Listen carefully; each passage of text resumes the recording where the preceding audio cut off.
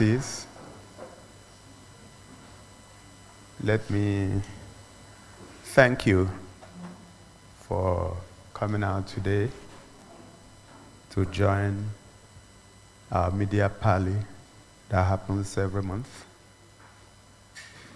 Special thanks to Abians who are joining us from their homes and offices.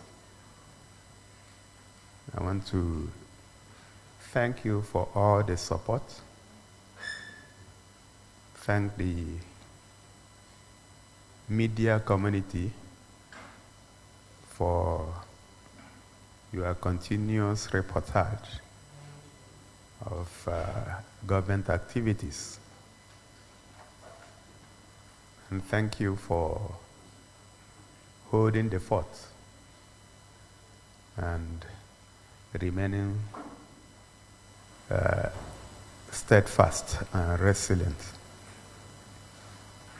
Since the last time we met, a few things have happened.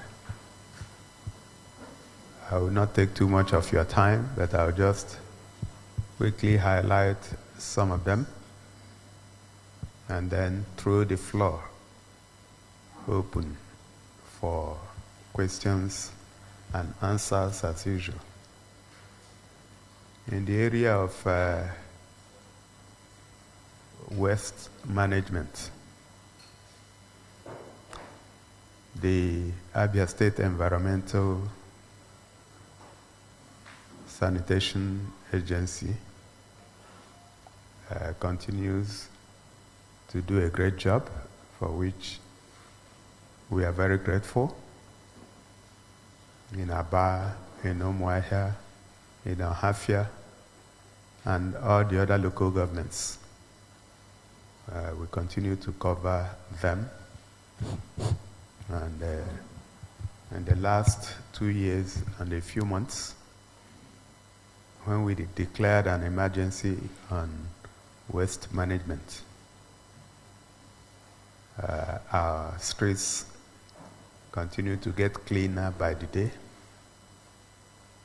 Wastes are collected and disposed properly. And our people have also signed on and have actually become the policemen to ensure that our environments are clean. We are now moving into the next stage of waste management, and that is proper waste treatment, recycling, and turning the waste into wealth. We've done extensive study. We find it's expensive, but then it's just like the challenge that some people give to those who claim that education is expensive. And the challenge will be try ignorance if education is expensive. So while it's going to cost some money, but we believe that like it's been done in places like Austria and other parts of Europe, that will be able to turn the rubbish into gas, methane, and also power. So we have started engaging with potential partners. And then we also have some strong cooperation from some institutions that and industries that work in Abia State. So the partnership, some partnership agreements have been signed. So in no distant future, you would see us flag off Waste to Wealth initiative in the state. Another area I want to talk about is industrialization.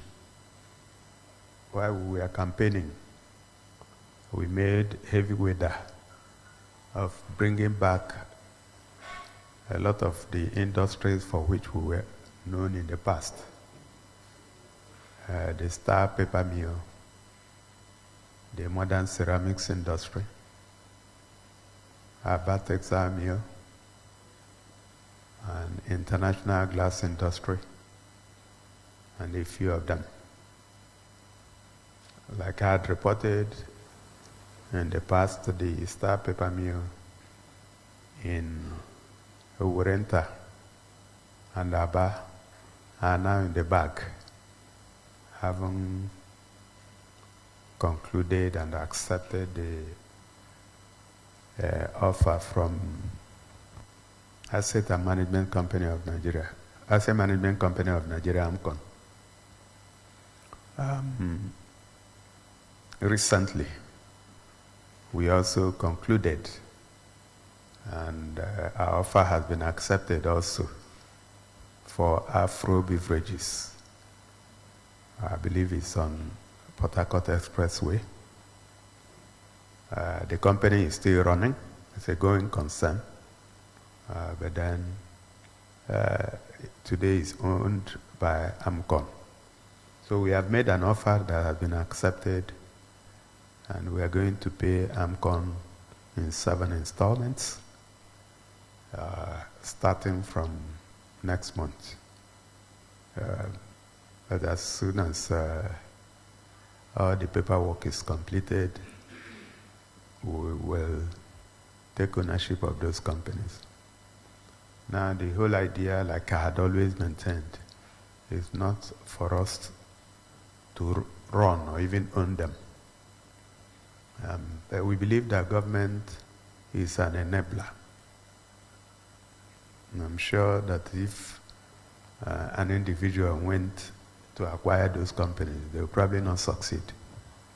So the idea is acquire those companies, get experts to come in and partner with government to run it as private institutions, get the GDP of the state to move northwards, create employment for our people, which is the most important to us, and then improve on the internally generated revenue and reduce poverty.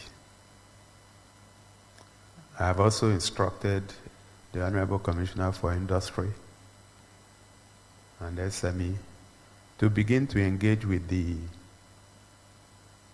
owners of Aba Textile Mill, international glass industry, and modern ceramics industry. In fact, I had joined a Zoom meeting with the people who bought Aba Textile Mill. And the whole idea also is that we want these companies to come back to life as major employers of labor for our young people. And education. We continue to push the frontiers. Like I announced last month when schools resumed, our new teachers have all been posted and they have started work. We started the process of hiring yet another set of new teachers. Interestingly, the way our schools consumed the 5,394 teachers, it was as if, you know how it is, somebody that is hungry. So one of the schools I visited last week, they said, yes, the new teachers have resumed, but they are still short of teachers. And two things are responsible. One is that enrollment has increased dramatically, given the introduction of free and compulsory education at the beginning of the year. The other one is also that our school system has become more attractive, given the improvement in curricula, the improvement in infrastructure, and general ambience of our schools. So clearly, we were not wrong when our estimates show that we were short of 9,000 teachers in the first instance. So we started the process of hiring 4,000 more teachers. And hopefully, by the end of this year, we would have completed the process.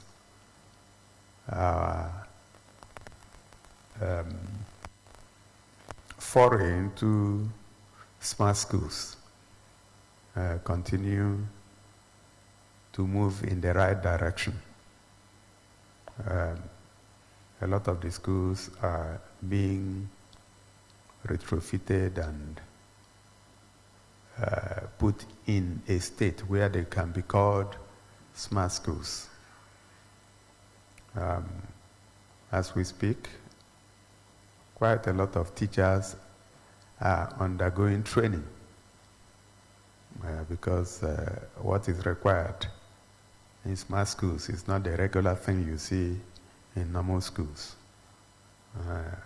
The reports I get are that our people are actually future ready. So when you are training somebody who is interested, the kind of outcome will definitely be different from where you are training people who are reluctant.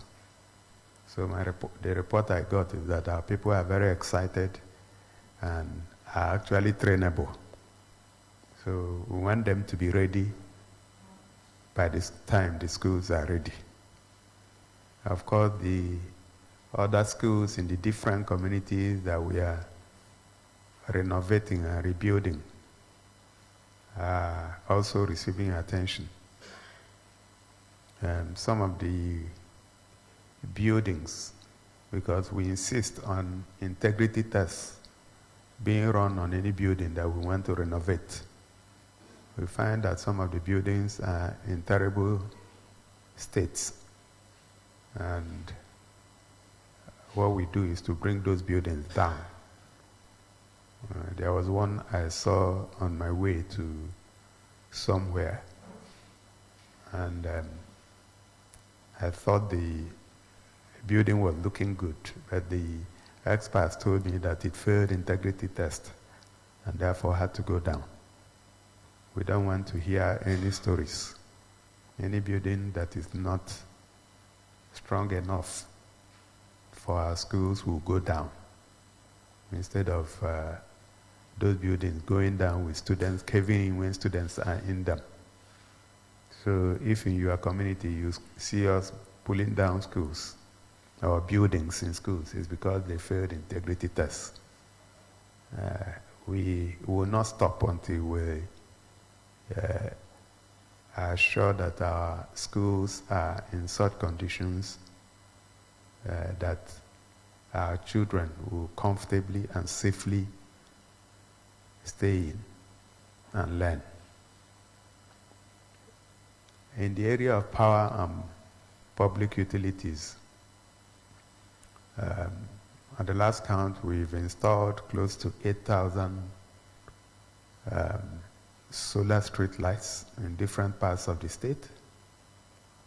I've just signed off on several others. So you will keep seeing us around your community, lighting up your streets under our project Light Up Abia. You will agree with me that anywhere light comes, darkness disappears. And thanks that thrive under darkness go with darkness. So we will continue. But beyond Light Up Abia, we're also doing things in the area of water. And also in microgrid. I'm sure you are aware that we signed the microgrid agreement with our partners not too long ago. Within the week, our offer to acquire the Omuahia ring fence from EEDC was accepted by EEDC. So what that means is that Aba is an island and Omuahia is an island. Omuahia Island takes care of the remaining part of Abia State, which includes Omuahia South, Omuahia North, Ikuano, Bende, Ohafia, Arochukwu, Isukuato, and Omunochi. So that means we have taken the bull by the horn, and we have everything about power under us. We set up the ASERA, which you're also aware of. So we can now, the whole idea is when Aba power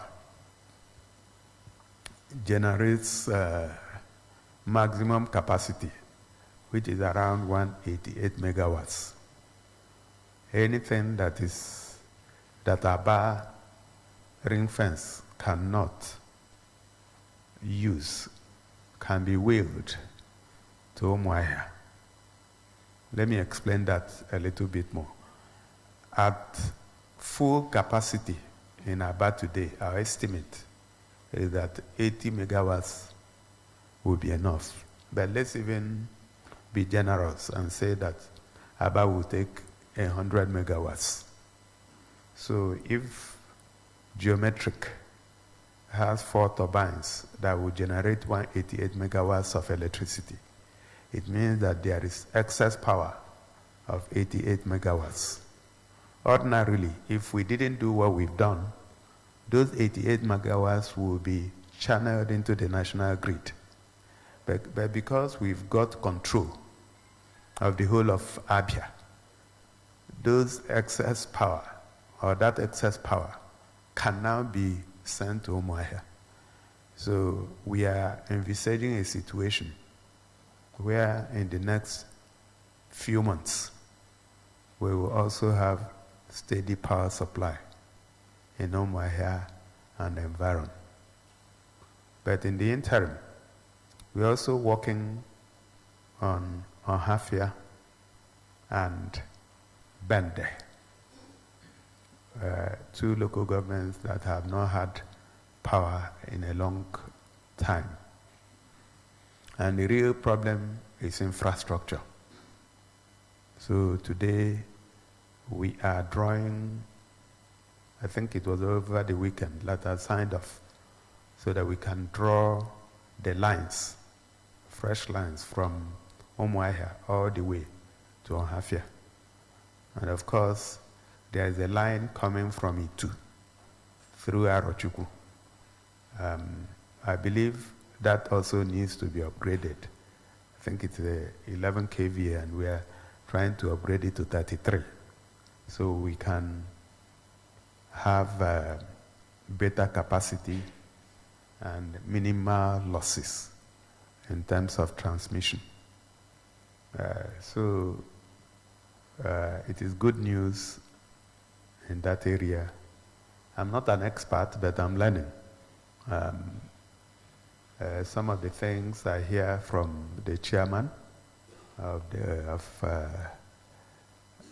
ASERA, chairman of the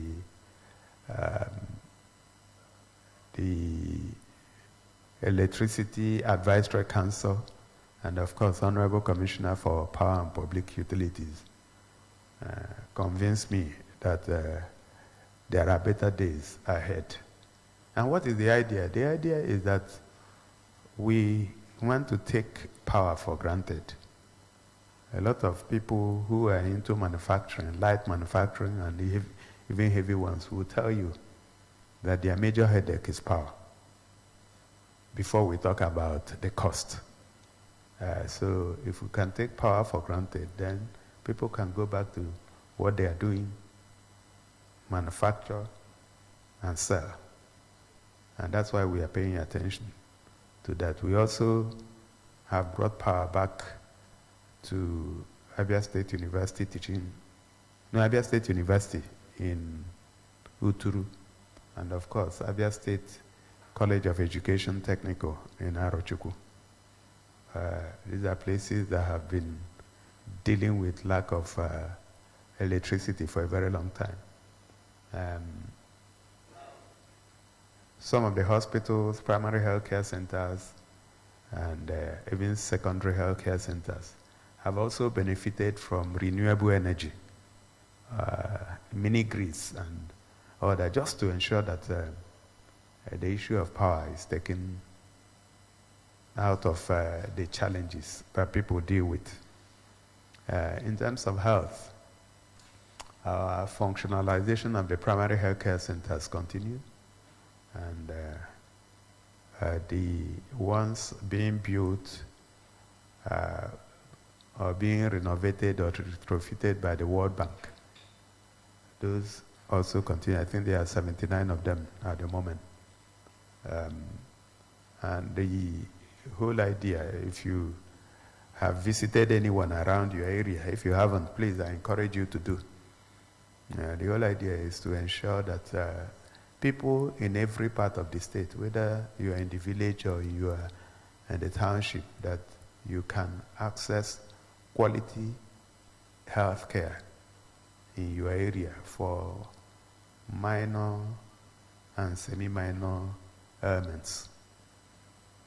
Before you now begin to approach the general hospitals and tertiary hospitals, it should be when the issues become a bit more complicated and serious. So the reconstruction of the general hospitals and also tertiary ones are going on. We are taking them in phases. The first thing we did with the Abians State University Teaching Hospital was to do the first phase and got the teaching hospital reaccredited. And having moved past that, we are now rebuilding and building new structures to house what you expect of a teaching hospital. We are doing the same in Amachara. And of course, that of Umunato has just started, I think about 3 weeks ago. Feel free to walk into those places and also confirm that what we are saying is true. The recruitment of the 771 healthcare professionals is on the way. I think a lot of applications were received, computer-based testing had happened, and oral interviews are being conducted at the moment. There are areas where we didn't receive as much applications as we expected. So I instructed the Civil Service Commission to reopen the portal. So those who are interested, the portal is still open, even though the process is going on. I think from preliminary reports, we will have about 500 successful candidates in the first instance. There are technical areas we are not getting enough people, so we extended the date for application. Like I had indicated elsewhere, we were pleasantly surprised to receive applications from people who are not from Abia, people who are not from Nigeria, people who are from other parts of Africa. We got some applications from people in the Gambia, Zimbabwe, South Africa, and a few other African countries, and they are interested in coming to work in Abia. So, and that has made us very happy that people are looking at a reverse Japa to come to Abia and work. So if you do know people who are healthcare professionals, you need to call their attention that their website or the portal is still open. Of course, we did get some fake news about malpractices which we investigated and found to be untrue. So the recruitment process is merit-based and transparent. And we have zero tolerance for activities that are not in compliance with the standards that we have set up. On security, we continue to work together with the security agencies. We are lucky all our service commanders are on the same page with us. And we want to continue to keep this place as safe as possible. And every one of us is a chief security officer somewhere. Your home, your office, the space where you occupy. So like he said, if you see something, say something. Intelligence is the most important part of security. I can assure you that we have recorded quite some success because of intelligence. Before they strike, we strike them. And once you do that, sometimes they will think that that you have something that is telling you something. It's not true, it's intelligence. So please, I have delegated the function of Chief Security Officer to all of you, including those ones that are at home. So you are the Chief Security Officer of the space that you occupy. Call somebody. Call the police, call the army, call the DSS, call the mayor, call your councillor. All of us are working together to keep this place safe. The final one that I'd like to talk about are roads and infrastructure. We are glad that all of us were part of the commissioning of 8 roads in Aba, done by Mr. President through his representative, Honorable Minister of Works, His Excellency Senator Dave Omahe, who was here for a full day and actually passed the night here in Abia. Went round with us, started from Michael Opera Auditorium, which right now actually is befitting of the name Dr. Michael Opera. I'm sure some of you have not been there. I've instructed the organizers of this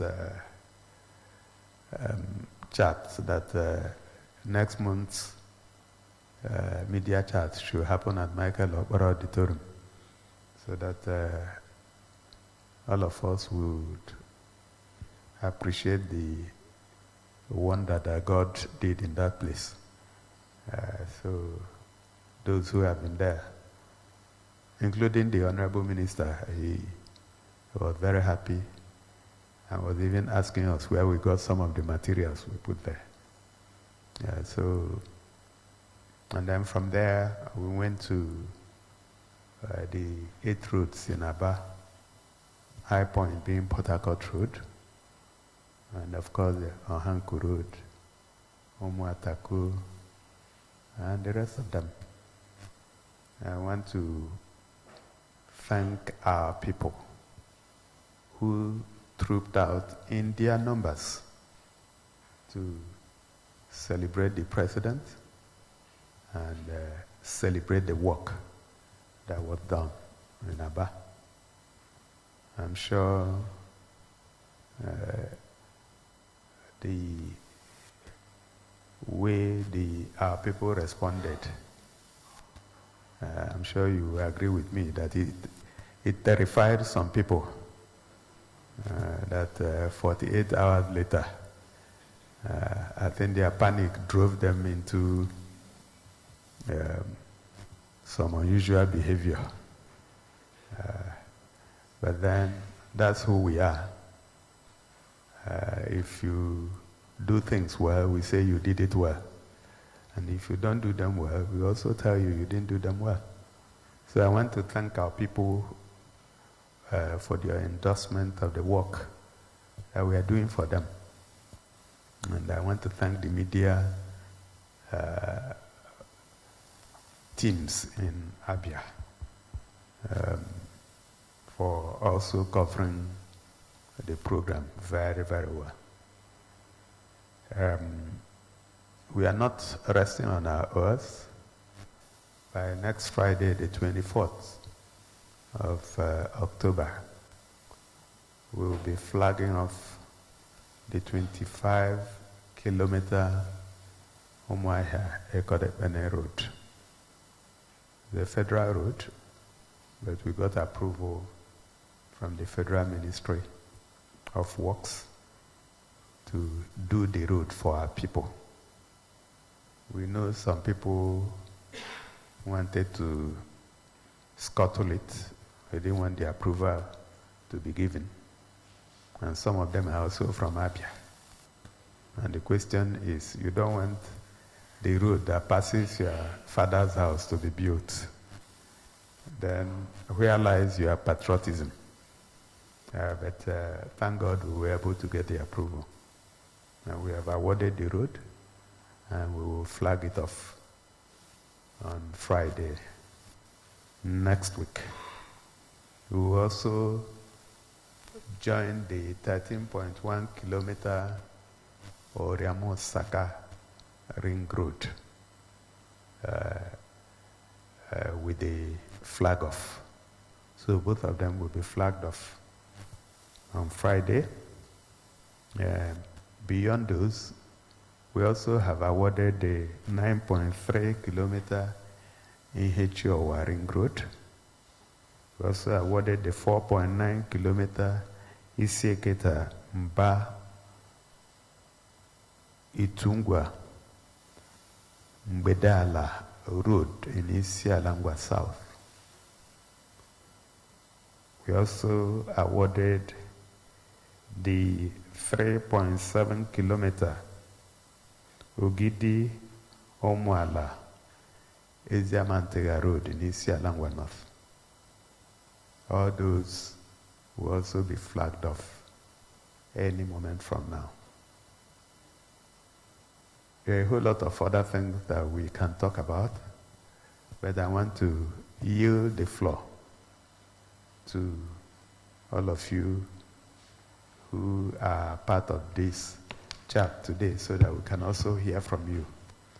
So once again, thank you for joining. I'll turn the microphone to the anchors so that they can take questions, and we'll continue with the chat the way we always do. Thank you so much. Thank you, Moses Ben and Chiwegele. Your Excellency, the Executive Governor of Abia State, Dr. Alex Choma Otti, thank you so much for bringing the people of Abia State up to speed with your major strides, providing clarity on policies and programs of your administration. As you all know, this monthly media parley is a no-holds-barred conversation. Very shortly, we'll be providing you the platform to put up your questions and concerns to the Executive Governor of Abia State. And let us also bring it to your notice that whenever the microphone gets to you, please be strict with your question. We all know the Executive Governor of Abia State. Eulogizing him and wasting of our time will not be proper. Go straight to your point, put up your questions, and expect clarity from the Executive Governor of Abia State. Also to remind you, we are streaming live on BCA 88.1 FM, Flow 94.9 FM, Family Love 99.9 FM, Ayimba 94.5 FM, Magic 102.9 FM. Also on Vision Africa 104.1 FM, Real FM 99.1 FM, Sun FM 91.3 Iberi, Sun FM 91.9 Aba, Zik FM 96.3, Spain 95.3 FM, Rapid 96.5 FM, Pace Theta 103.5 FM, Buzz 89.7 FM, Masters 105.6 FM, and Skills FM 87.7 FM. You can also join all the conversation on YouTube via AFN News and ABN News.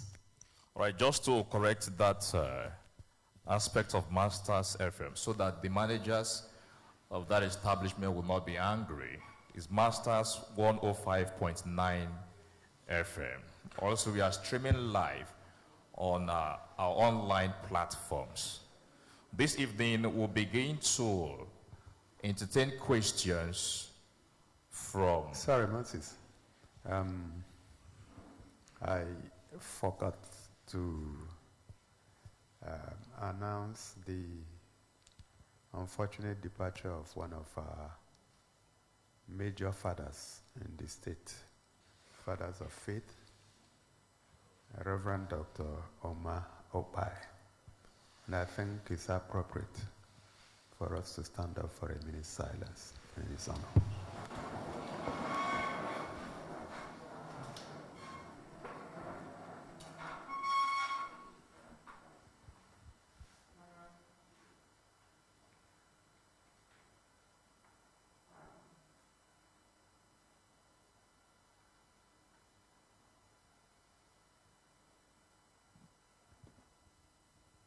May the soul of Reverend Dr.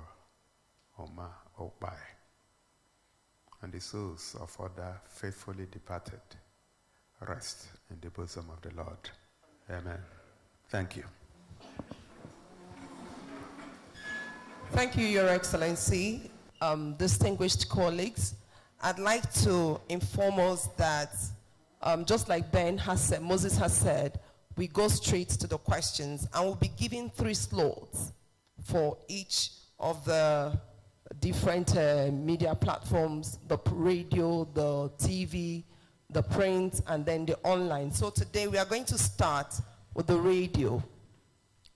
We'll start with the radio, 3 questions from the radio. Okay. Felix. Please, the microphone should be taken to Felix. Meanwhile, while you are addressing your question, please go straight to your point, and also know that you have your colleagues to follow up, please. Okay, sir. Good evening, sir. My name is Felix Abane. I work with Sun 91.9 FM, Aba. My question is this, sir. What is your plan concerning the condition of Obane modern market? Because Obano Modern Market. Obano Modern Market. The traders there are struggling to sell their goods because their clients are, patronizing other small businesses around the town. So I don't know if your government has any plan for Obano Market. Thank you, sir. All right, let's take the next question from Samson Eze of Flow FM. Sorry, before you go to Samson, I need some clarity on your question. When you say plan, I don't understand. When you say what are our plans? Sir, do you have any plan to retrofit? Because the structures there, are going down, and those who patronize traders at the Obano Market are not forthcoming, sir. Thank you, Felix. The governor understands that word, a lot of retrofitting. Yeah, Samson is the place. Yeah. Good evening, Your Excellency. My name is Samson Eze, and I represent Flow 94.9 FM in Umuahia.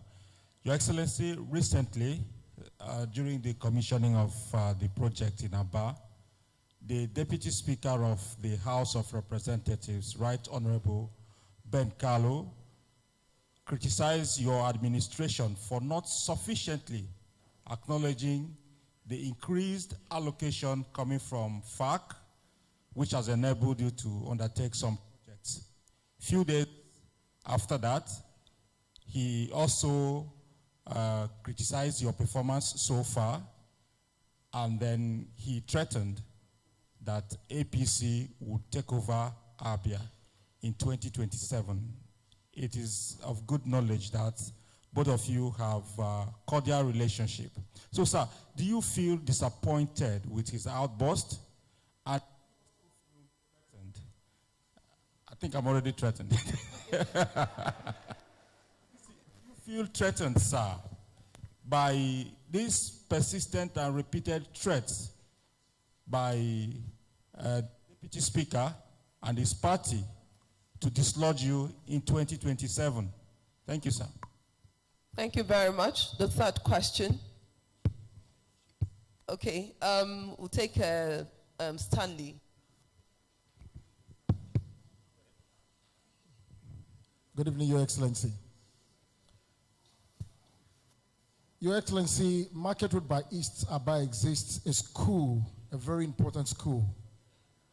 It's a school it's called Special Education Resource Center. That school is extremely dilapidated. The kids can't study under that condition. I don't know if that has been brought to your knowledge. Again, there's a library in that particular compound as well, which was read when we were quite young. That library has remained ancient. Nothing has been done, please. The people are saying there's a need for you to bring your touch over there and change the narrative so that those kids can study under a very conducive environment. Thank you. Thank you very much. We now move to the television. Yes. All right, no, before we get to... Oh, sorry, Your Excellency. Your Excellency, you may now take the floor to address those concerns.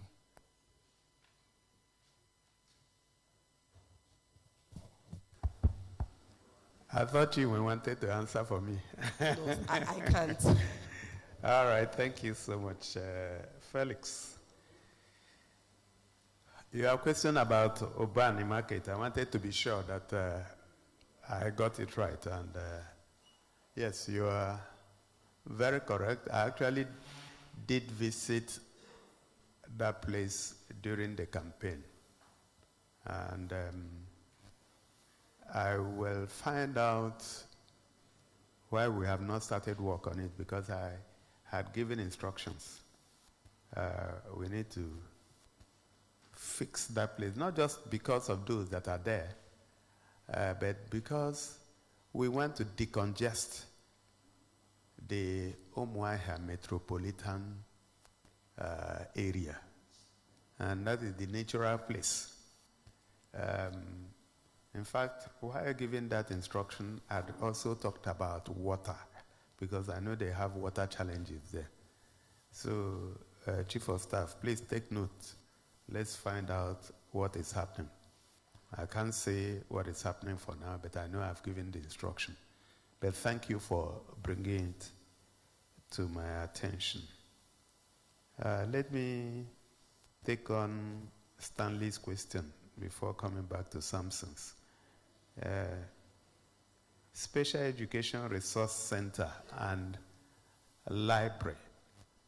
I think somebody had mentioned that, but I'm not too sure what we've done.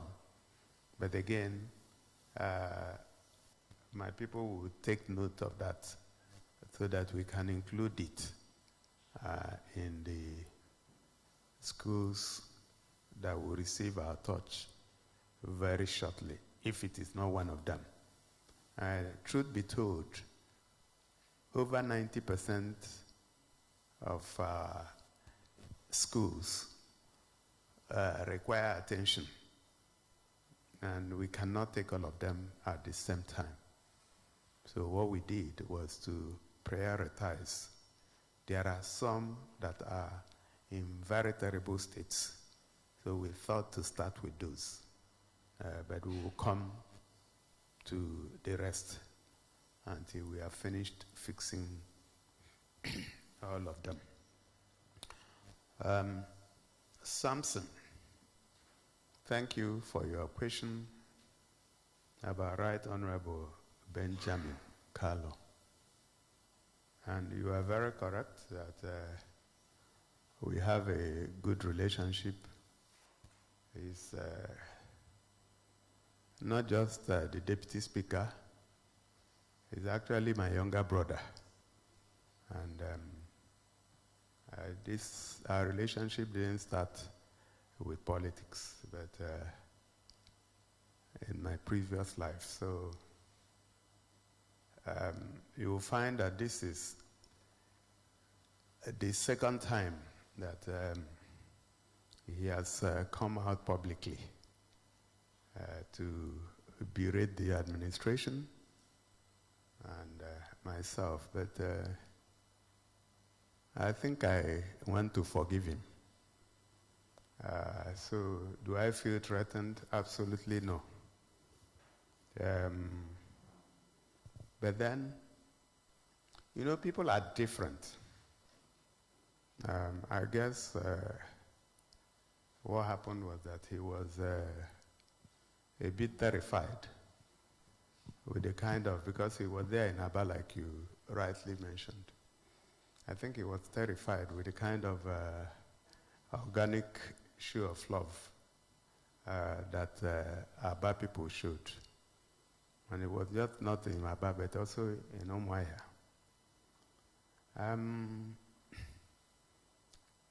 I think it has a few challenges. One of them is what is described as hubris. And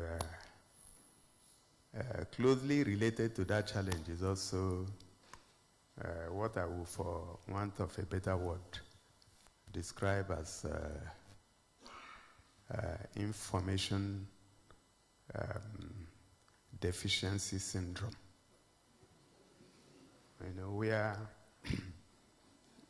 you are supposed to be in a place where you have information, but you don't have the real information.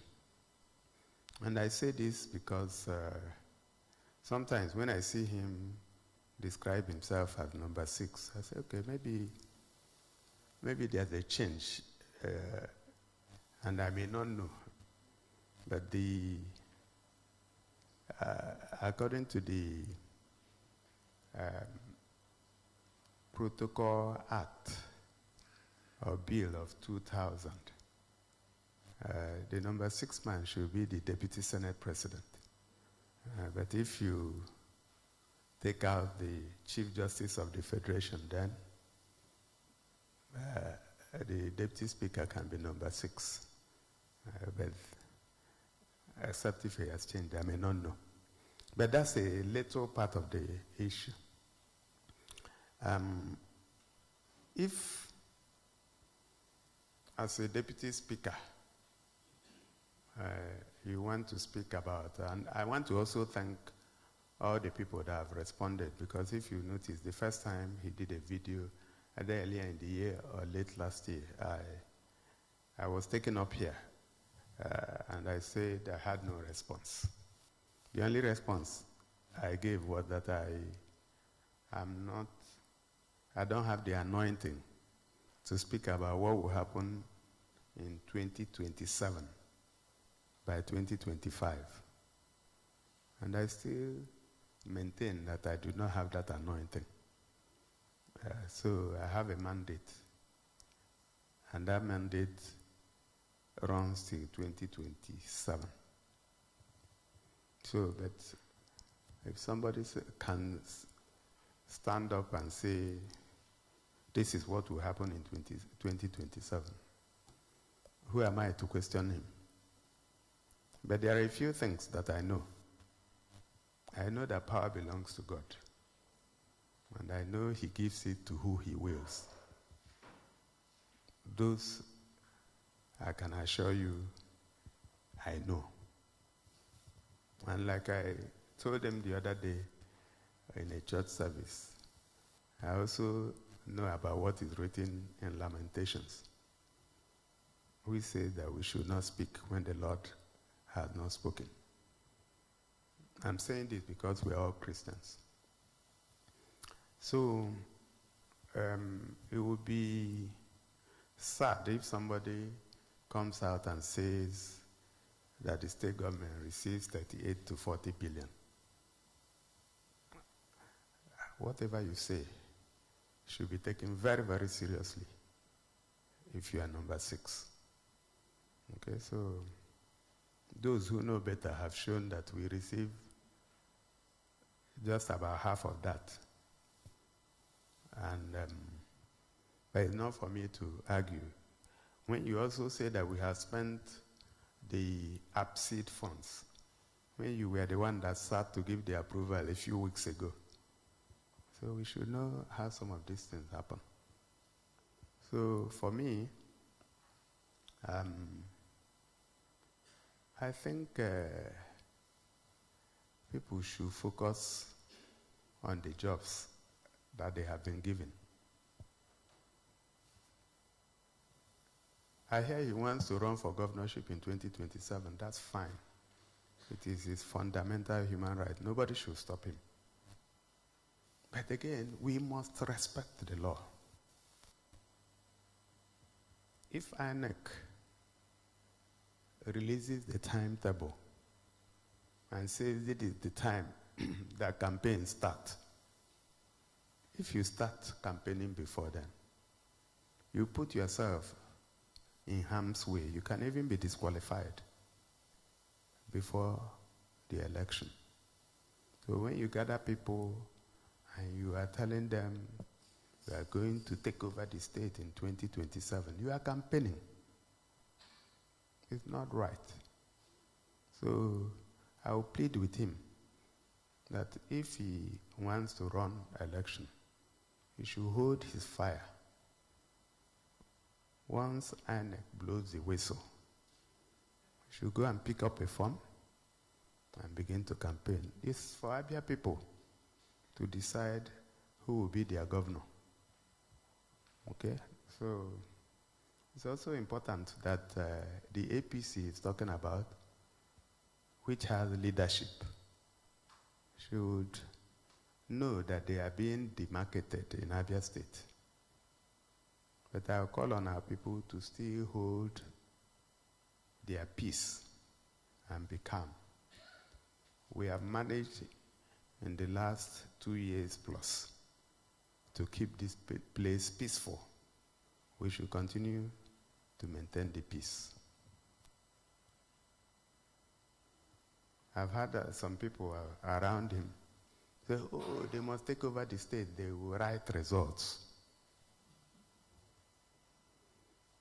The only advice I have for them is that if they truly want to write results, they should write something else before that time. You know what it is?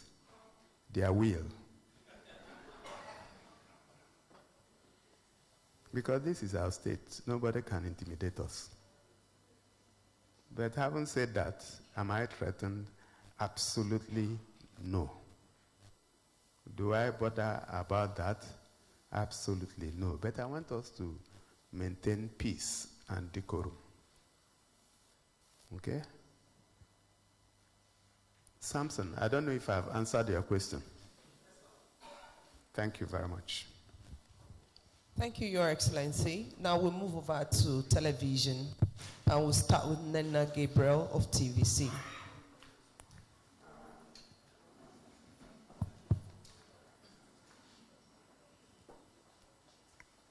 Good evening, Your Excellency. This is 2 years and counting. How has Abia State's IGR improved under your administration? Is there a growth or a decline?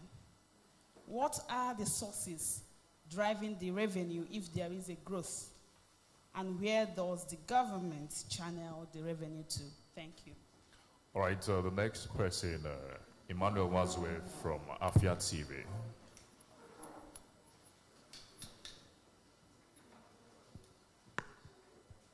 Good evening, Your Excellency. My name is Emmanuel Mazwe. I report for Afia TV. Your Excellency, I was very glad when you mentioned the issue of water, the plans of Abia State, regarding water supply. But there is something urgent. I just returned from Amozara in Umenyeralai, in the local government area.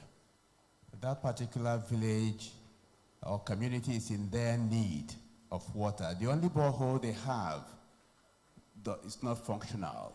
And when it functions, it comes with substance that looks oily. So they abandoned it for the stream.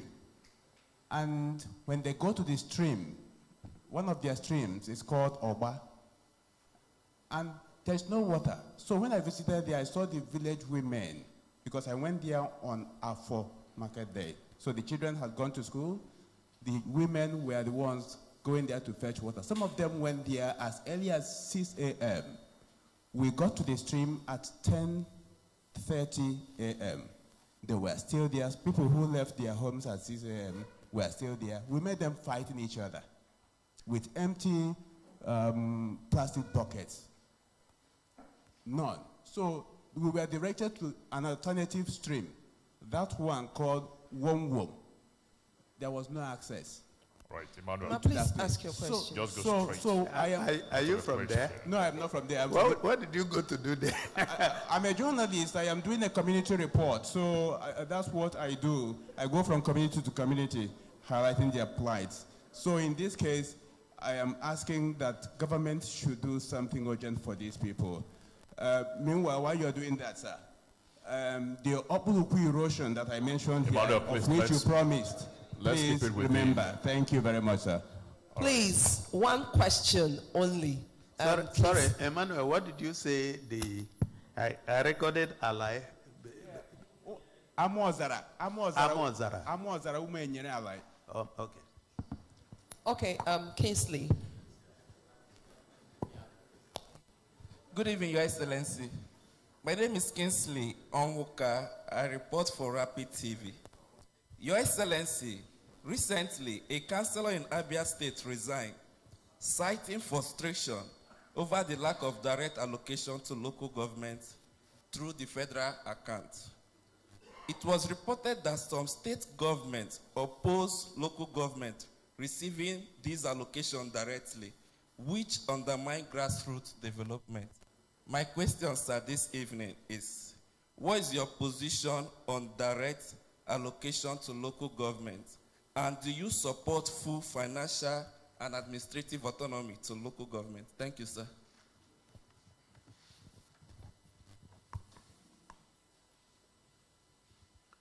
All right, I guess I can speak now. Okay. All right, so Nena Gabriel, I'm sure you know the answer to the question you asked, which is that the IGR has improved. But you know, just like in every other area, there is something that is called money illusion in economics.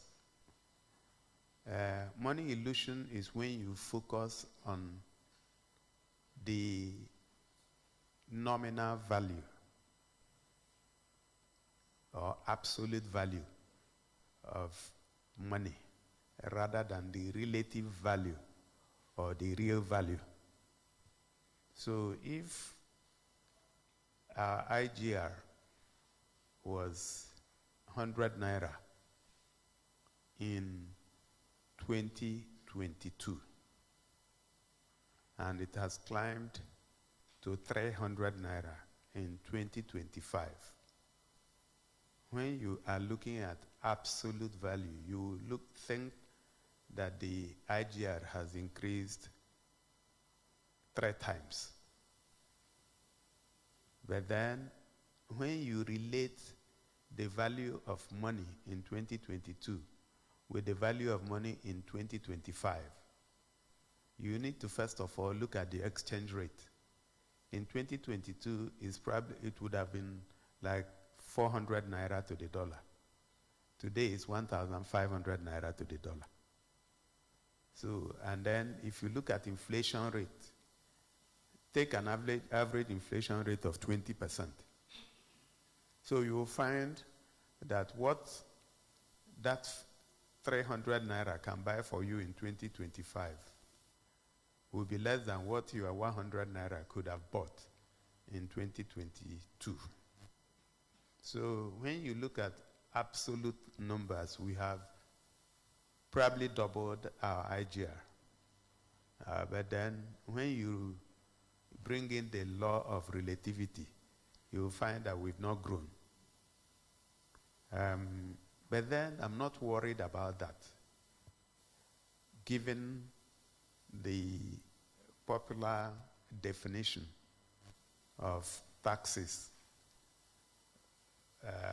which a lot of people have come to agree with me, meaning that taxes are government's share of the prosperity it has created amongst its populace.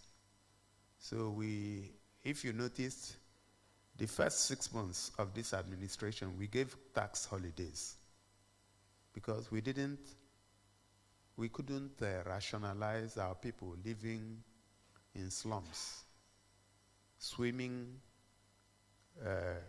to get to their shops and their offices on very bad roads and craters, and at the same time putting pressure on them to pay those taxes. So it is just recently that we have convinced ourselves that we have now created some prosperity, and on the basis of that, we believe that we are deserving of the taxes. So you will see that we are not too aggressive with raising taxes, even though we believe that people should pay taxes. We have also seen where people have come to contribute money to this government just to support what it is doing. Money that we never expected that they had. So, I guess I've answered your question. In absolute terms, we have increased revenue. Relative terms, maybe no. Why is it not happening? Because we have not been too aggressive, and we believe that people would want to pay when they see that the government is working. And today, I believe that you will agree, even as a journalist, that this government is working. Now to Emmanuel Mwazwe, I've taken note of your Amozara ally. I must tell you that before now, most of the communities actually didn't have even the townships. So we are taking them gradually. And I know that we have a big water project for the whole of Alai. And it may be early days, but it will get to Amwazara and other parts of Alai and other parts of the state. The whole idea really is that, like it used to happen in those days, people will open their taps in their kitchens and public water will run. That is where we want to take our state back to. Kingsley Onwuka, you talked about the Osisioma councillor that resigned. But I know your question is about direct allocation to local governments. Unfortunately, you are asking the wrong person. Because no matter what my opinion is, I'm not in a position to determine whether allocation should go to local government directly or not. But one thing I can tell you is that there is nothing we do as a state government that is not for a local government. All the roads we are doing are tied to some local governments. All the schools are in local governments. All the hospitals are in different local governments. The state is divided into local governments. So if you want to create an autonomy in the strictest sense, then that means the state can just fold its arms and let the local governments handle their problem. But you know it cannot work. It definitely cannot work. I'm aware that some local governments cannot even pay salaries of their traditional rulers, their school teachers, their primary health care workers, and other workers. If they manage to pay those salaries, they will have nothing. So there must be a synergy between the local governments and the state government. So if somebody is not happy with what is happening in his local government and he chooses to resign, what can I do about it? But what is my opinion? I believe that there must be synergy. I believe that there are a lot of things that the state must undertake for effective functioning of local government. Just interestingly, yesterday, I was looking at the traditional rulers in the different local governments. And I found that one local government, I think that was Bende, has more traditional rulers than the whole of Abians South put together. Aba South has like 13. Aba North has maybe 16. When you put all of them together, there are still fewer than one local government in Bende. So that is the reality. So you must find a way to balance some of these things. Otherwise, you have a system that will not work. Kingsley, did I answer your question? Thank you. Okay, Fatih. Okay, yeah.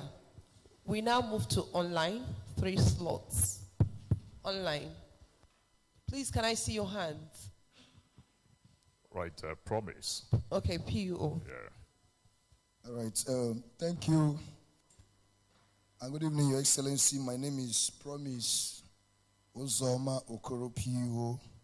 Your Excellency, my people, the people of Alai, sense their appreciation over your intervention in the erosion gully, which almost gave us heart attack. But your intervention on that road have brought succor and hope to our people. So they sent in their greeting. Your Excellency, my question is about the Abian Medical City project. Your Excellency, you recall that sometime in May this year, your administration announced plans to establish the $1.3 billion $3 billion medical city, which will be aimed at reducing Nigerian reliance on foreign medical tourism. Your Excellency, that project on that announcement was scheduled to be flagged up by Mr. President, but he was not within the states at that time. A few weeks ago, he sent a representative to commission some projects, about 8 rows, which you have also listed during this media chat. But, Your Excellency, nothing was heard about that medical city. So I want to ask, has it been paused, or are there plans, or is work currently ongoing in that site? Thank you, sir. Right, we are still taking questions from online media. All right, Kingsley Laloze. No, Ifeanyi Okali has the microphone. Right. Yeah. Maybe if after Ifeanyi, Kingsley takes over.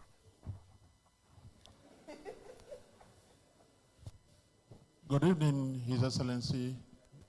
Your Excellency, sorry. My name is Ifeanyi Okali for ABN TV and radio.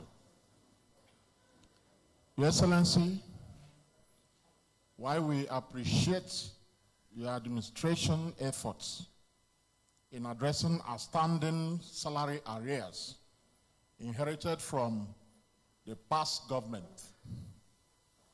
teachers under ASUPEB in Ohafia local government area, particularly those in junior secondary schools, are still owed 9 months salaries arrears.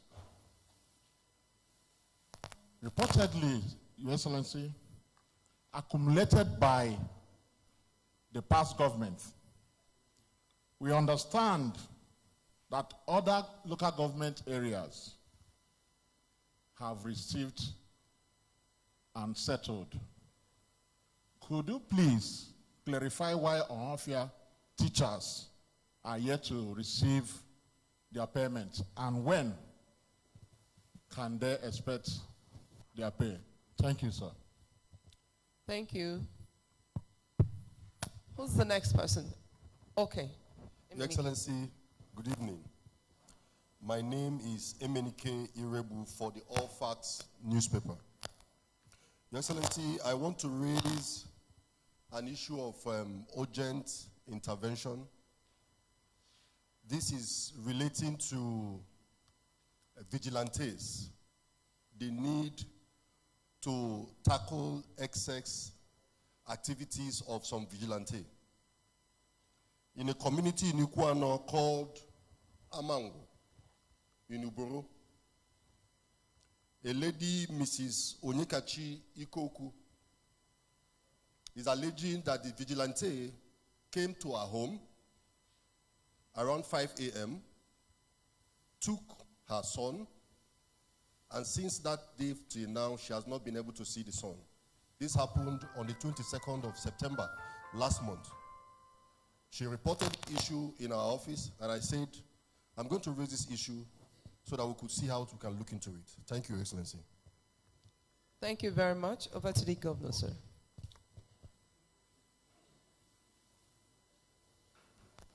All right, thank you so much. Let me start with the last one, Emenike Irebu. Thank you for bringing this matter up. Just getting to hear about it for the first time. And please, as an advisory, when a matter like this gets to your knowledge, please escalate it immediately, because you don't need to wait for monthly media chat. So please, Commissioner of Police, SA Security, everybody should know so that we can deal with it immediately. It's even not impossible that the people that came to her are not vigilantes. They may be disguised. Some people wear police or army uniform, and they are criminals. So we have taken note of this, and I would like the SA security to engage further with you so that you can direct them. In fact, they're all seated here. So they will engage further with you to get more details so that we can tackle that. I'm just sensing that they may not be vigilantes. If they came and collected the son and up till today, nothing has happened. They may just be kidnappers. Ifeanyi or Kali, this your allegation is very strange. I'm not sure that we are aware of it. Everybody involved in education, they're all shaking their heads. But then, that notwithstanding, we will take it on board and have it investigated. And the special advisor, media and publicity, please engage with the Accountant General, the Education Ministry, and all that involved, and also give feedback, please. PUO, thank you for your kind comments about the arrest of the erosion site in Alai. The Abia Medical City is not terminated. What has happened is that when reviewing the contents of the agreement, financial agreement, I came across some clauses that weren't acceptable to the state government. And I intervened and returned it. So the negotiation has started again, and I can assure you, even last week we had a call that I was personally involved in. We cannot do anything that will shortchange our people. And that is the reason why the offer is still there. The funds are sitting in the bank. But then there are some gray areas that we must tidy up before we hit the ground running. So that's why there is a little delay in the Medical City project. I guess that's about it. Over to you. Thank you, Your Excellency. Now to the print. Please, we have less than 35 minutes to end this program, and I implore you to go straight to your question. Make it succinct. Okay, Sonny Wanko.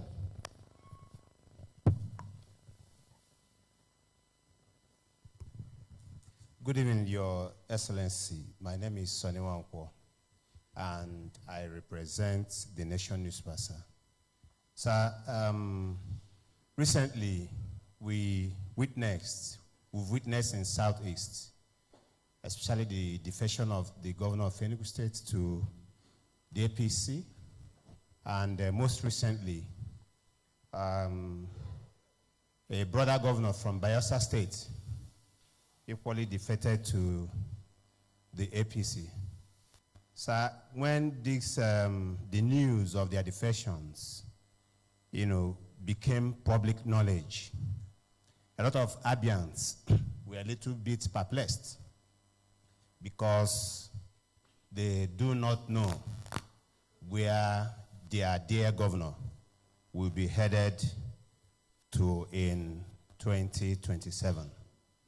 And they are asking us, but since we don't have that answer to their questions, so this is our opportunity for us to ask you and for you to tell Abians when you are defecting to the APC. Thank you, sir. Sonny just spoke as if the governor had told him that he will be defecting any moment. Yes, please. All right, Steve of Vanguard. I already have a mic on. Recognize me, please. Yeah. We are coming to you. Please bring the microphone to Steve.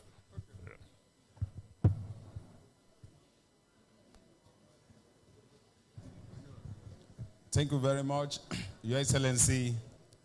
I remain Steve Oko of Vanguard Newspapers. Your Excellency, I remember that some time ago, at the peak of insecurity in Abia State, you moved down to Umunochi local government area, where we could call the epicenter of that insecurity, and we actually dealt with it. And in the process of your action, you began to fence the cattle market, and tongues began to wag. A lot of people felt you were against and after them.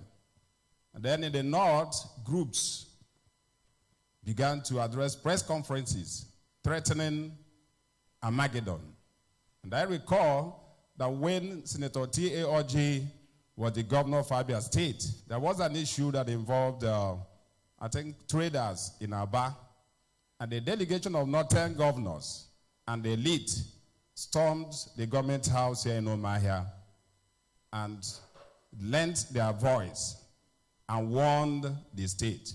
Sir, we observed with serious appallment 2 weeks ago, demolition going on in Lagos. And those demolitions affected businesses and property of Ndi Igbo, including the Abia. Up to now, Your Excellency, the Southeast governors are yet to come up with a statement or visit to Ndi Igbo in Lagos. Now my question is, what plans do you have to resettle the affected traders who are from Abia State so that they will not continue to suffer? And then by way of information, Your Excellency, this is not a question, information, Your Excellency, Omahia residents can no longer pay their electricity bill. People got as high as 50,000 naira for the last, for September bill. Are you going to intervene or That's allow a them? question. Thank you. The next person, give her a Maugu.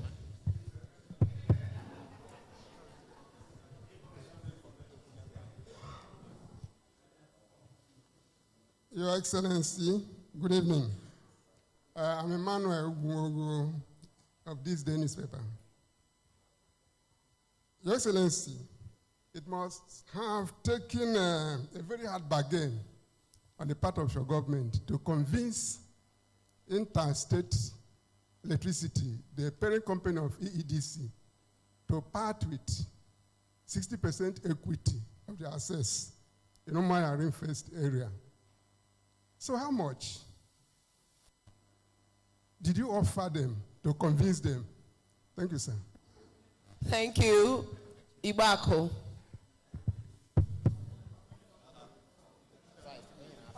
Okay. Hello, Sorry. please. Okay. The print has 5 slots. Okay. For today. Thank you. My name is Iba Akoji of the New Telegraph. And before my question, I have observations. Number one is the promise of welfare to the elderly people by the government. We are yet to see that. The other one is the reactivation of water, projects, Omahia and Abubakar and all that. We are also yet to see that. And then the Dig One state, that's the internet for the state as a whole. We were also promised that so that by now we expect that even in the comfort of our homes, we can switch on to the internet, but we are yet to see that as well. But my question here is that the airport project, penultimate chart, the governor said the place or the area acquired around Umuahia, that area, originally for this, was discovered to have been built up. Maybe whatever. So I was surprised. Is it possible for people, human beings, individuals, to encroach into a land acquired for a purpose, owned by government, and build it up with no consequence, and the government will just leave and get another location for a project like airport, and the people there have not stopped complaining or agitating. The other time, just last week. Thank you. Thank you. You've asked your question. Thank you. Thank you. Please, let's re-echo this. Once you get the microphone, go straight to the question to save our time. Give to Nan. Good evening, Your Excellency. My name is Leonard Okache of News Agency of Nigeria. Your Excellency, I wish to commend you for your efforts in different areas, what you have done in infrastructural development in the state. But, Your Excellency, I'm worried about the railway in Umuahia. The railway station in Umuahia is in a sorry state. And I know that work has been done from Port Harcourt to Aba. But from Aba to Umuahia, we've not seen any serious thing done. The other time I visited the place, even the workers there, they are lamenting. They are asking, where will they see the kind of intervention that the governor has done in other areas? Where would they experience that in their own So side? what is your own question? My question is about, is there any plan for intervention for the railway system? Thank you very I know much. it is a federal thing. Thank you. The question is noted. Your Excellency, you may now address those issues. All right. All right. Leonard. He represents the News Agency of Nigeria, which is a federal establishment. And as the person that is closest to the federal here, I appeal to you to appeal to the federal government to intervene and get the rail from Aba to Umuahia and beyond. I hope you will do that. Okay. I had actually intervened earlier. I'm sure if you followed, the MD of Nigerian Railway Corporation visited me and had actually promised that by now the new line would have passed Abia State, but it hasn't happened. And the last time I checked, I think there is paucity of funding because CCECC, which is the contractor, is also a contractor working in the state. So until they have funding, I'm not too sure that much will happen in that area. Ibak, your question is about the Abia Airport. And I think what you got wrong is that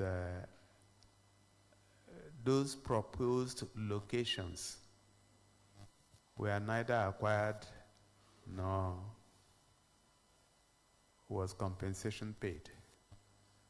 So if the places were not acquired and no compensation, they just remained proposed locations. So it's not that they had been acquired and people moved in. No, they were not acquired. Some of the observations you made, the internet connectivity work is still going on with some of the vendors, and the major one from WIOC, I think, will be flagged off in Aba on the 29th day of this month. that took a little bit of time to arrange the funding, but everything is ready to go now. It's not like what you get into the market and buy and put in your pocket and go home. No. A lot goes into it. Emmanuel, how much did we offer EEDC? It's a lot of money. And but whatever be the cost, we believe is worth it. We are dealing with the best advisors and experts. So the interesting thing is also that have a way to raise the money. So don't panic.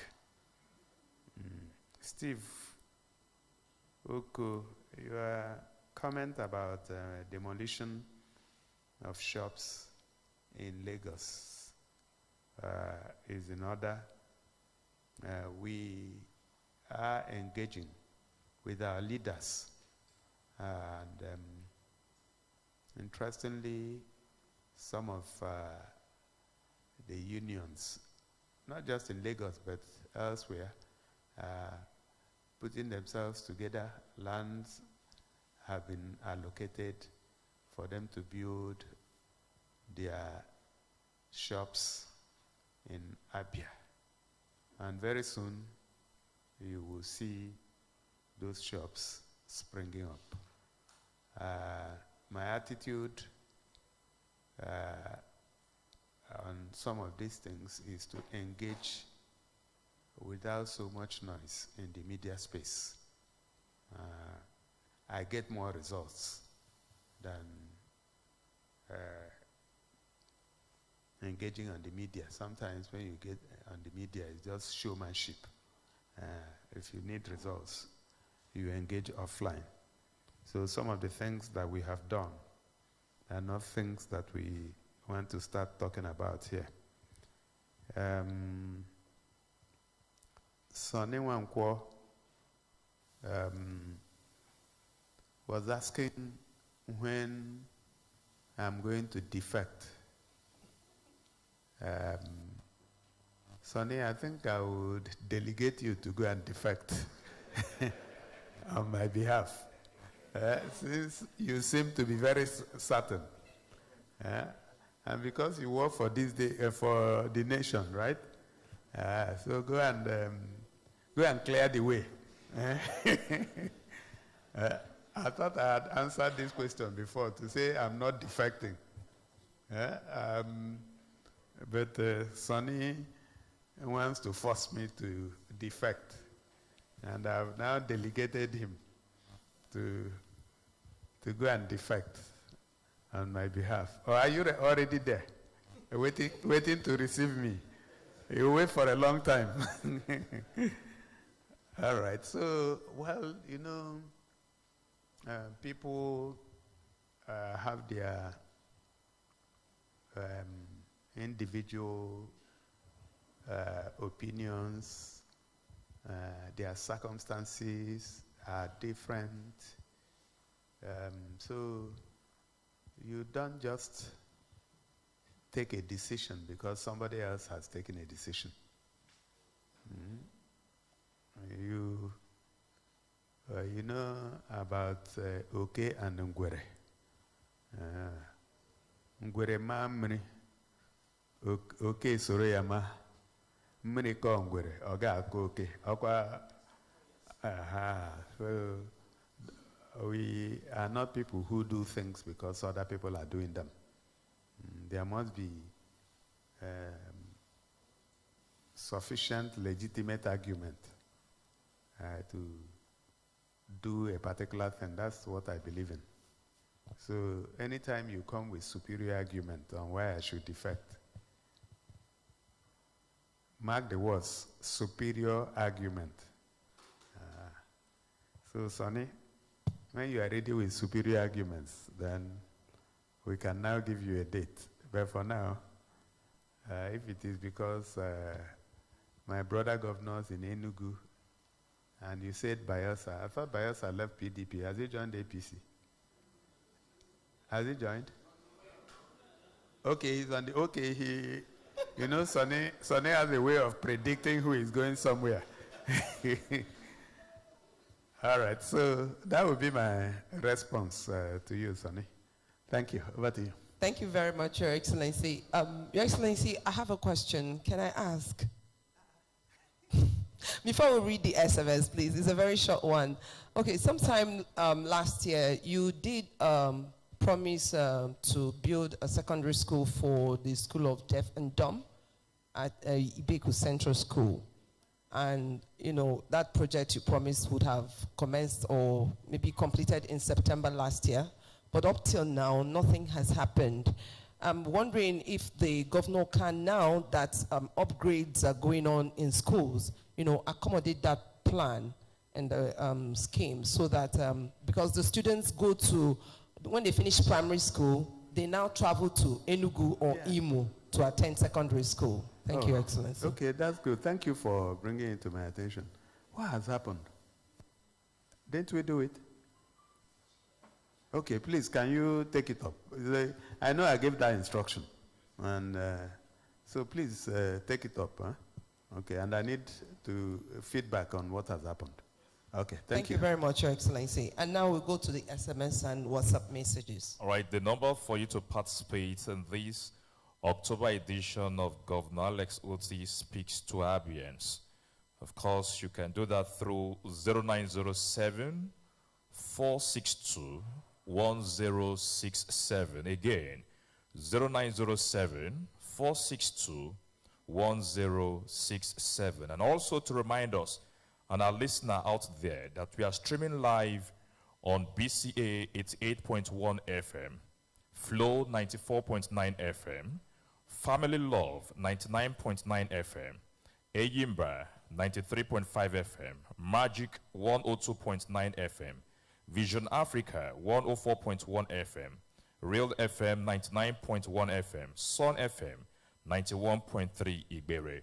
Sun FM 91.9 Aba, Zik FM 96.3, Spin 95.3 FM, Rapid 96.5 FM, Peseta 103.5 FM, Buzz 89.7 FM, Masters 105.9 FM, and Skills FM 87.7 FM.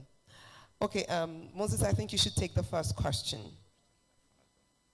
Okay, so the first question is from Ezenwoke Egu, and it says, "Good evening, Your Excellency, sir. You have been silent on Pari's answer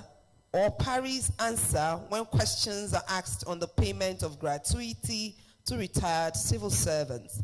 My question is, when will your government begin payment of gratuity?" And then the next one is from Kenneth Ubani. And he says, "I commend Your Excellency for the reconstruction and equipping of primary health centers across the state. Your Excellency, may I remind you, sir, during your April media parley, I called your attention to the road to Amudo Rehabilitation Center at Itumbuzo, and you stated that the road is in the 2025 state budget, and you promised that the road will be awarded for construction. However, there is no sign of work on the road yet. Your Excellency, kindly help us to construct the road before the next rainy season begins in 2026. Moses, can you take the next one? All right, this question is from Mr. Owalaka. Owalaka. Pardon me, please. As a small and medium enterprise owner currently operating outside my home region, I am considering bringing my business operations back home to contribute to local economic growth and job creation. However, before making such a move, I would like to know what specific support plans or incentives the government has in place for SMEs like ours, particularly in areas of funding, infrastructure, tax relief, and business development support to encourage business relocation and sustainability. Right, the next question is coming from Elijah Udenwa, the president of Radio Fans Association. My question is, what plan do you have to reduce the housing challenges here in Aba? I want to know your plan towards moving them to other areas in order to decongest Aba Metropolitan. Yes. Housing challenges for people in Aba. It says, what plan do you have to reduce the housing challenges here in Aba? I want to know your plan towards moving them to other areas in order to decongest Aba metropolitan. Yeah, metropolitan. Metropolitan. Okay.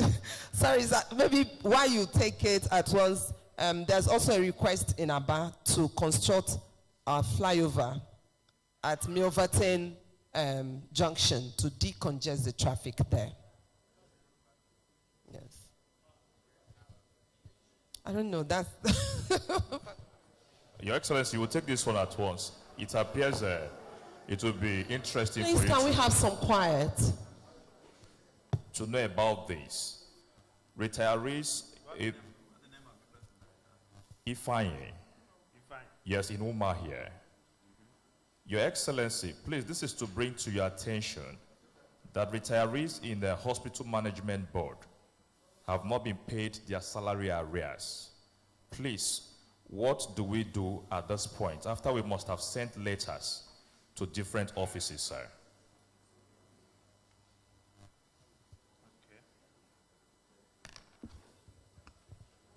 All right, thank you very much. If retirees in the Hospital Management Board, it's strange.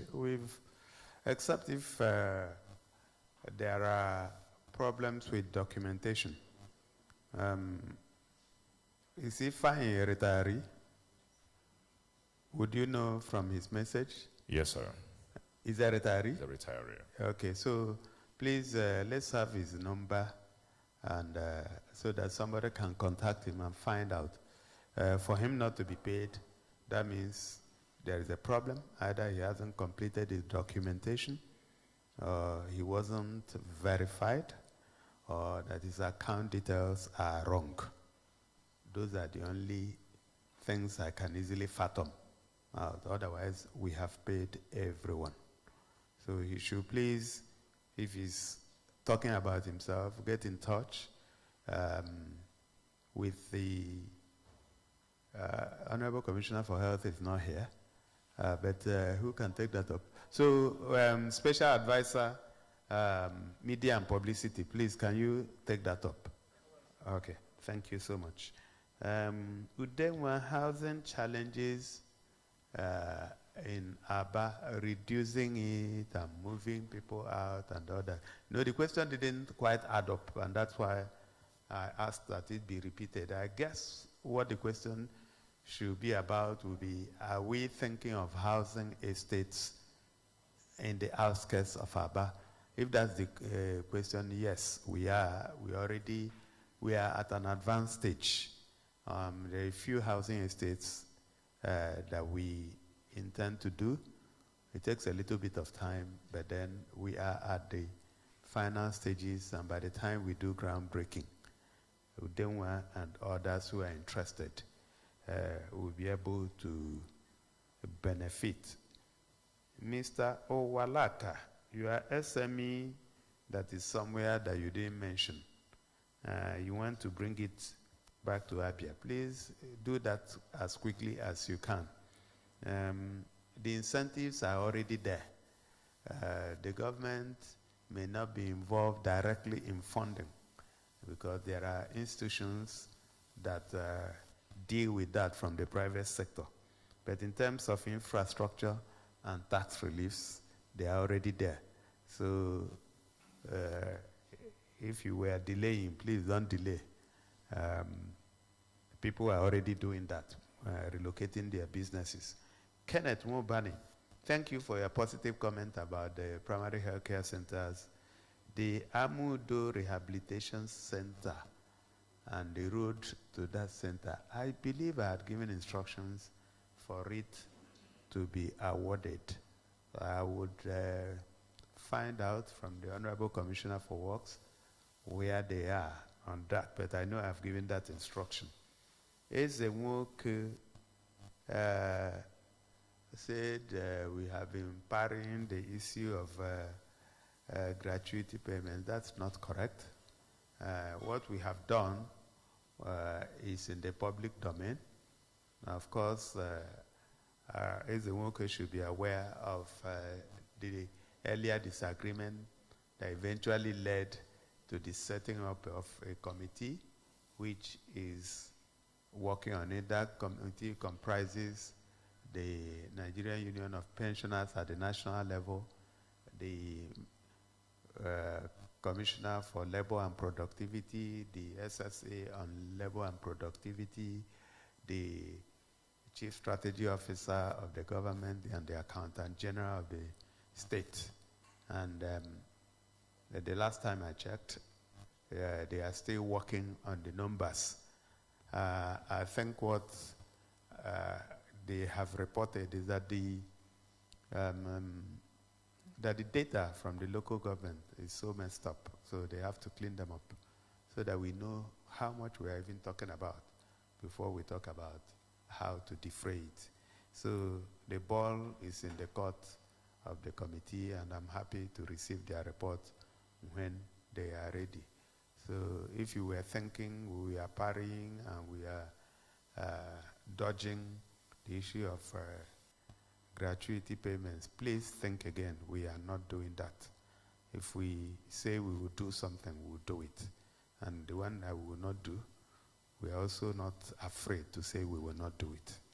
So this one we have accepted that we will look at it again, and we have opened the doors so that we can look at it again. That will be my response. Thank you very much. Thank you very much, Your Excellency, for the responses you've given tonight.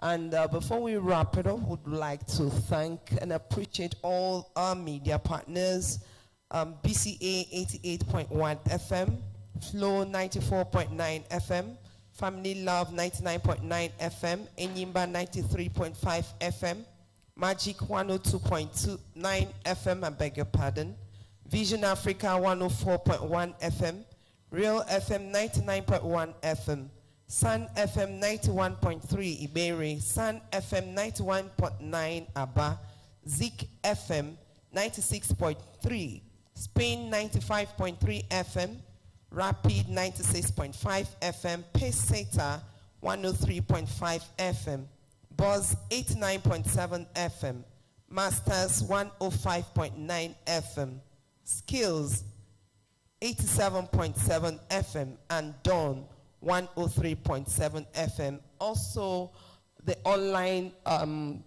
partners, Abian News and AFN News, and of course, all other media platforms that joined to bring this event to the public. We thank you so much, and let's have a lovely evening, even as we meet next month. My name is Chinwe Ugele. My name is Moses. Ladies and gentlemen, before we draw the curtain on this edition, may I once again yield the microphone to His Excellency for his closing remarks. All right, thank you so much. I want to use this opportunity to thank everyone who participated in the October media chat this evening. I want to thank you for your questions. Thank you for participating. Thank you for believing in this government which you installed. I want to reassure our people that this government will continue to work for them, irrespective of whose ox is God. A few people may not like that we are serving them, serving our people, but those ones are in the tiny minority.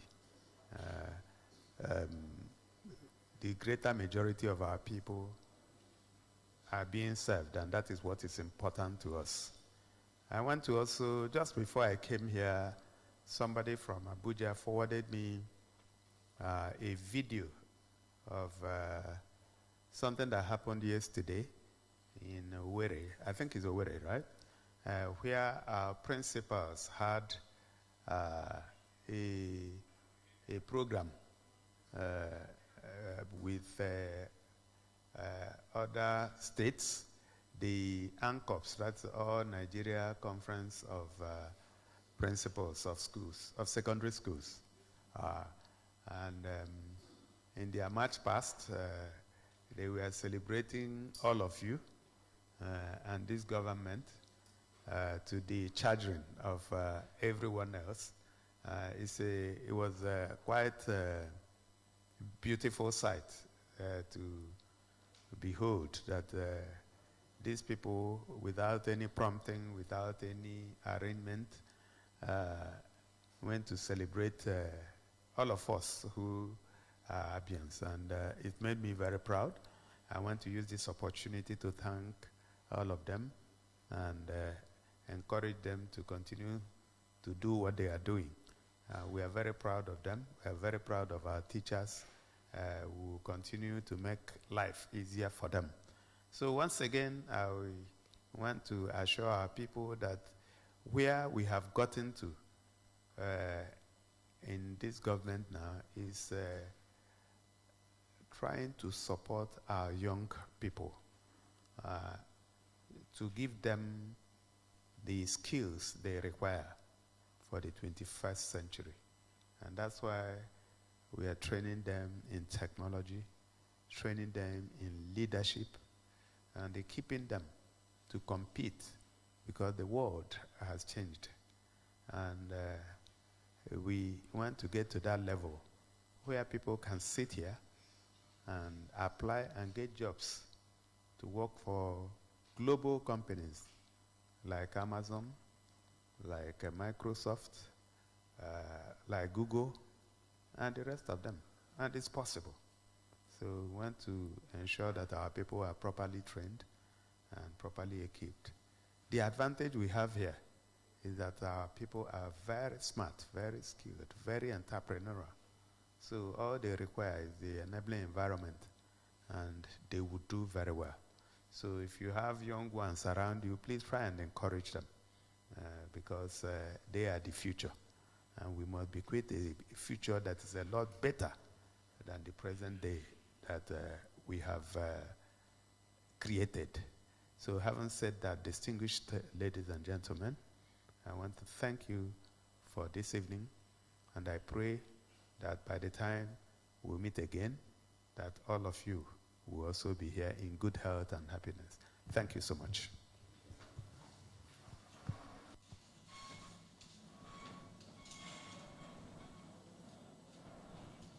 The national anthem, please.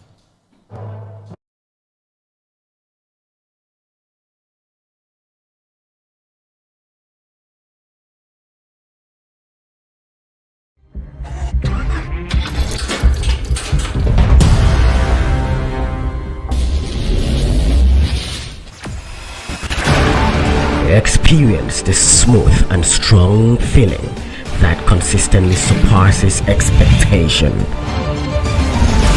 Leading the way in high-performance lubricants, Master Supermoto Oil is as durable as titanium.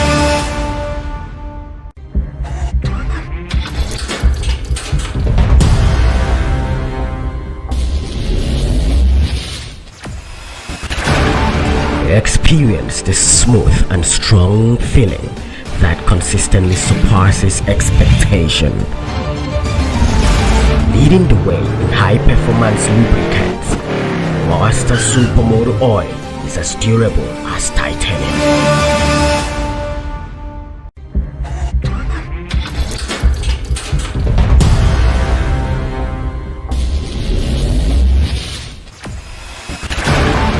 Experience the smooth and strong feeling that consistently surpasses expectation.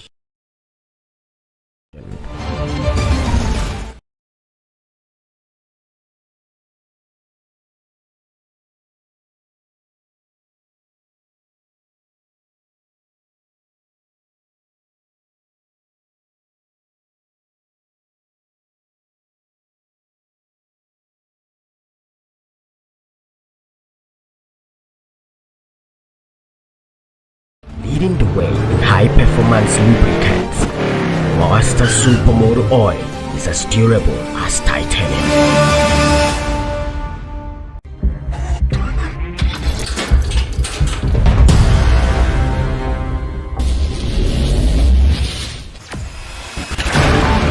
Experience the smooth and strong feeling that consistently surpasses expectation. Leading the way in high-performance lubricants, Monster Supermoto Oil is as durable as titanium.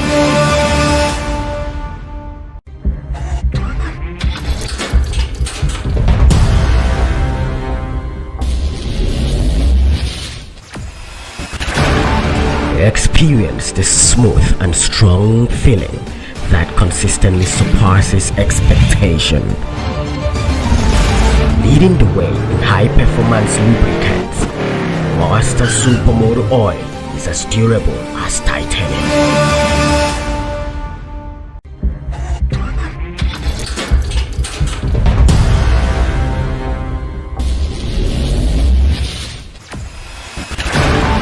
Experience the smooth and strong feeling that consistently surpasses expectation. Leading the way in high-performance lubricants, Monster Supermoto Oil is as durable as titanium.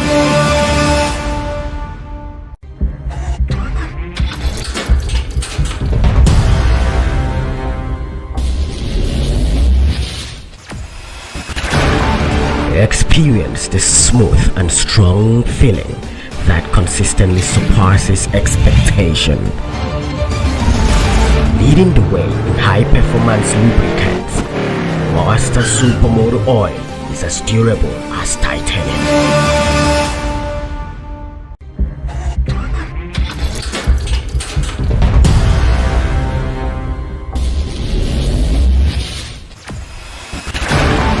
Experience the smooth and strong feeling that consistently surpasses expectation.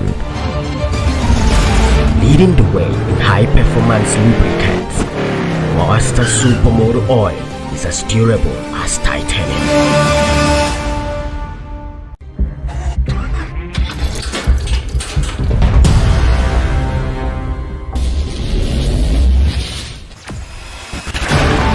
Experience the smooth and strong feeling that consistently surpasses expectation. Leading the way in high-performance lubricants, Monster Supermoto Oil is as durable as titanium.